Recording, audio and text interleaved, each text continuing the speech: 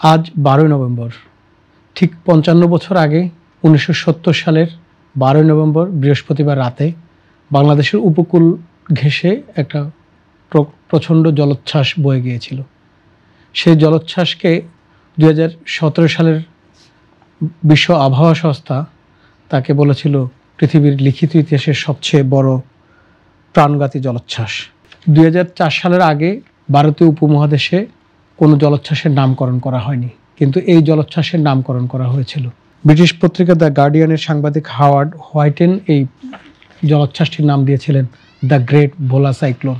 Wikipedia এবং বিভিন্ন সূত্র মতে দেখা যাচ্ছে যে এখানে 3 লাখ থেকে প্রায় 15 লাখ মানুষের মতান্তরে 15 লাখ মানুষের মৃত্যু হয়েছে। নোয়াখালী, লক্ষ্মীপুর, ভোলা, বরগুনা, চট্টগ্রাম, কক্সবাজার সহ পুরো উপকূল জুড়ে এই জলোচ্ছ্বাস তাণ্ডব চালিয়েছিল। সেই জলোচ্ছ্বাসের শোক আজও গ্রামের মানুষের কাছে গেঁথে আছে এবং ভোলা বা নোয়াখালী অঞ্চলে এখনও গ্রামে সেই কান্নার সুর, বিলাপের সুর শুনতে পাওয়া যাচ্ছে আজকের এই দিনটিতে। এই জলোচ্ছ্বাসের ফলে বাংলাদেশের মুক্তিযুদ্ধেও একটা বড় প্রভাব পড়েছিল। মাওলানা ভাসানী দুর্গত এলাকা ঘুরে এসে পল্টন ময়দানে 15 নভেম্বর 1970 একটা ভাষণ দিয়েছিলেন। বলছিলেন যে ওরা কেউ আসেনি, কারণ পাকিস্তান সরকার তখন এই সাইক্লোনকে স্বীকৃতি কম মৃত্যু কম দেখিয়ে এবং এই সাইক্লোনের কোনো পূর্বাভাস সাধারণ মানুষ তেমন পাননি, যেভাবে পাওয়া উচিত ছিল। মানুষজন ঘুমন্ত মানুষের উপরে এক ধরনের এই জলোচ্ছ্বাস আক্রমণ করে। এর আগে যদি মানুষজন এই সাইক্লোন সম্পর্কে জানতে পারতো যে এর 10 নম্বর সাইক্লোন সংকেত দেখা যাচ্ছে, মহাবিপদ সংকেত, তখন হয়তো কেউ কেউ আশ্রয় নিতে পারতো। সেদিন রোজার দিন ছিল। অনেক অঞ্চলে হয়তো কেউ কেউ বলছেন যে ওই দিন এই চাঁদের আলো ছিল, সুন্দর আবহাওয়া ছিল। অনেক অঞ্চল আবার কিছু কোনো স্থানে মানুষজনের সাথে কথা বলে জানা গিয়েছিল যে সেদিন খুব অন্ধকার ছিল, তবে বিকেল থেকে টিপ টিপ টিপ টিপ করে বৃষ্টি পড়ছিল।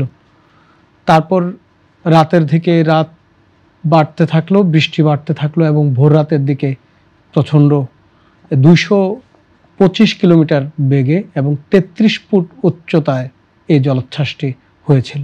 গ্রামের পর গ্রাম, ভোলা বা নোয়াখালী, লক্ষ্মীপুর, কক্সবাজার, বরগুনা, পটুয়াখালী, এই সমস্ত এলাকার মানুষজনের ঘর বাড়ি, এমনকি ভিটে মাটি পর্যন্ত এই সাইক্লোন উড়িয়ে নিয়ে গিয়েছে এবং ছিন্নটুকু ছিল না।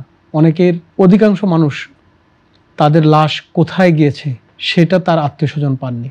এরকম শত শত পরিবারের সাথে আমরা কথা বলেছি, যাদের পরিবারের হয়তো 1জন বা 2জন মানুষ বেঁচে ছিলেন। এরকম অসংখ্য পরিবার আছে যে পরিবারে কোনো অঞ্চলে দেখা গেছে যে প্রত্যেক পরিবারে কেউ না কেউ মারা গেছেন।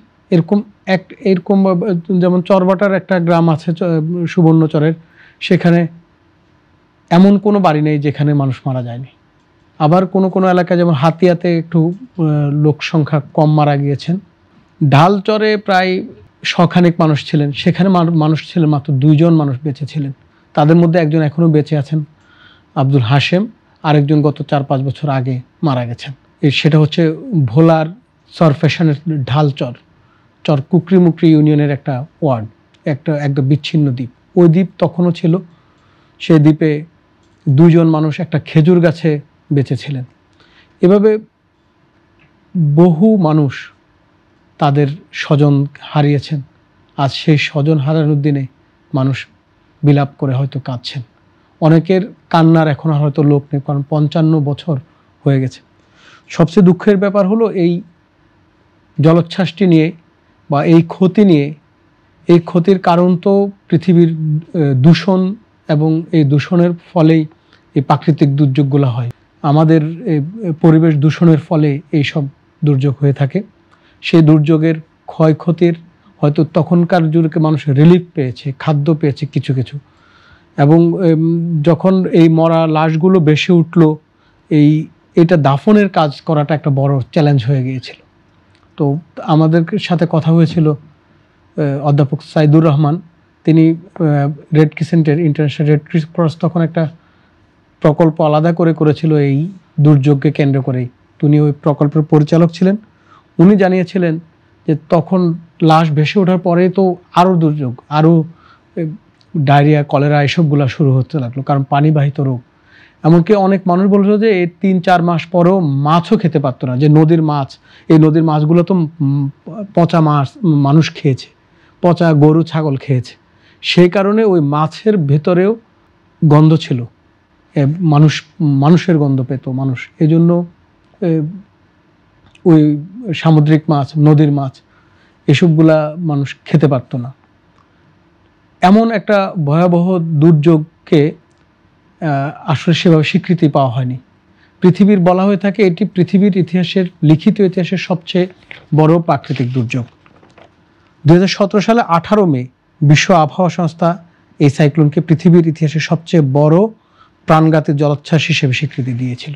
সেই স্বীকৃতির যে ক্ষতিপূরণ, সেটা বাংলার উপকূলের মানুষ এখনো পায়নি। কয়েকজন সাংবাদিক, কয়েকজন পরিবেশ কর্মী এটা নিয়ে লড়ে যাচ্ছেন যে এই এত বড় একটা ঘটনার কোনো স্বীকৃতি যদি পাওয়া যায়, না আমাদের রাষ্ট্রীয়ভাবে না আন্তর্জাতিকভাবে, আমাদের রাষ্ট্র যদি এই উদ্যোগ নেয়, হয়তো আন্তর্জাতিকভাবে এটার স্বীকৃতি মিলবে। লক্ষ লক্ষ মানুষ